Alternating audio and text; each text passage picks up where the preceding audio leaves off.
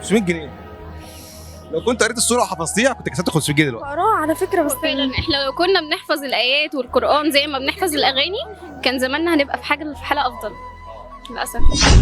اسم حيوان ظلم وذكر في القران الكريم. الذئب. الذئب. حلو. السوره سورة يونس. سوره يوسف. مم. مبروك عليك. شكرا. ادي اول ظرف. شكرا. تعي بس اكيد ان في فلوس.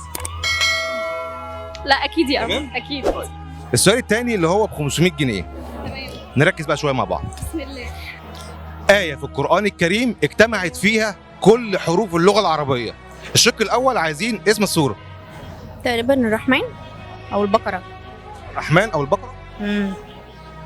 آية اجتمعت فيها كل حروف اللغة العربية. هقولها فبأي آلاء ربكما تكذبان؟ فبأي أو سبح باسم ربك الذي خلق تقريبا. سورة الملك. سورة الملك. اه. يبقى آية مش أنا عايزكم تركزوا عشان السؤال ده ب 500 جنيه. ما أيوة أنا فاكرة اللي هي فبأي آلاء، أنا والله فاكرة السؤال ده. حلو. فبأي آلاء ربكما تكذبان صح؟ آية. أنا معانا شوية السورة مثلا. اه. ياسين الأعلى. ده هي آية في سورة. كبيرة ولا صغيرة الآية؟ السورة. السورة كبيرة ولا صغيرة بصراحة؟ طب أنا هديكوا اختيارات. ماشي. ماشي؟ ماشي. السورة اللي فيها الآية اللي جمعت فيها كل حروف اللغة العربية هي سورة الفتح ولا سورة الملك ولا سورة النصر؟ النصر. الفتح. الفتح إن شاء الله. فتح. سورة الفتح. النصر إن شاء الله. هي واحدة في الاثنين. حاجة باجي بقى ولا إيه؟ الفتح إن شاء الله. ناخد إجابتك ولا ناخد إجابتها؟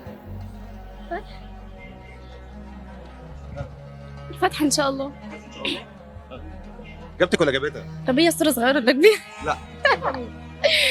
إجابتك ولا إجابتها؟ مش عارفة. طب هي سورة الفتح. حلو، هي سورة الفتح.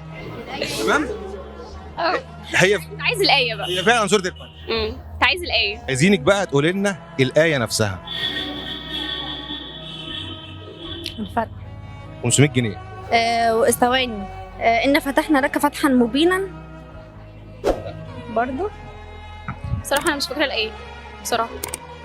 الآية دي السورة أصلا بس أنا والله. قارية السورة 500 جنيه.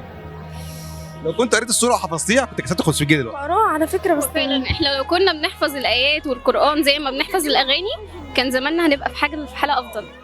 للأسف. السؤال ده معتمد على الناس اللي بتحفظ قرآن.